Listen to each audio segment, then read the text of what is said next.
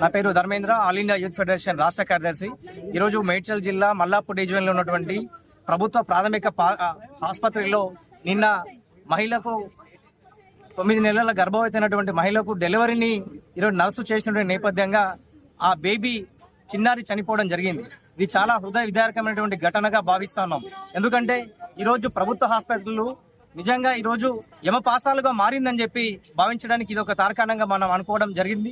ఎందుకంటే డాక్టర్ తన విధుల్ని చేయకుండా ఈరోజు నర్సుతోని ఈరోజు ఆపరేషన్ చేయడాన్ని మేము ఏవేగా తీవ్రంగా ఖండిస్తా ఉన్నాం. ఎందుకంటే మెడికల్ టర్మినాలజీలో కూడా మెడికల్ డిపార్ట్మెంట్ కూడా అనేక ఆదేశాలు ఉన్నాయి.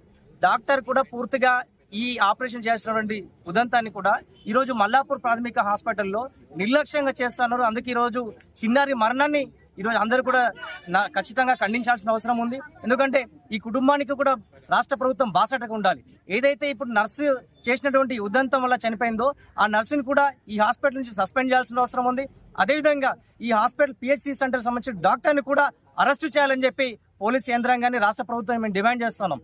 ఇదే ఘటన కాదు, ఈ కాలంలో అంటే ఈ మధ్య జరిగినటువంటి అనేక ఘటనలో కూడా ప్రభుత్వ హాస్పిటల్లో అనేక యమపాసాలుగా నిలుస్తున్నాయని చెప్పి అనేక సందర్భాల్లో తేటతెల్లమైంది. కానీ ఈరోజు ఈ చిన్నారి మరణానికి ఎవరు బాధ్యత తీసుకుంటారని చెప్పి మేము ఏవేగా డిమాండ్ చేస్తున్నాము. తక్షణమే ఈ డాక్టర్ని అరెస్ట్ చేయాల్సిన బాధ్యత కూడా పోలీస్ యంత్రాంగం ఉందని చెప్పి ఈ సందర్భంగా మేము డిమాండ్ చేస్తా ఉన్నాము. తక్షణమే ఈ కుటుంబానికి రాష్ట్ర ప్రభుత్వం, జిల్లా వైద్య శాఖ అధికారులు రావాలి, వచ్చి వీరిని పరామర్శించాలి. ఈ ఘటన వెనుకలు ఉన్నటువంటి పూర్తిగా నిష్పక్షపాతమైన విచారణ చేపట్టి ఈ బాధిత కుటుంబానికి కూడా న్యాయం చేయాల్సిన అవసరం ఉందని చెప్పి ఈరోజు రాష్ట్ర ప్రభుత్వాన్ని, అదేవిధంగా మేడ్చల్ జిల్లా వైద్య రంగాన్ని కూడా మేము డిమాండ్ చేస్తా ఉన్నాం.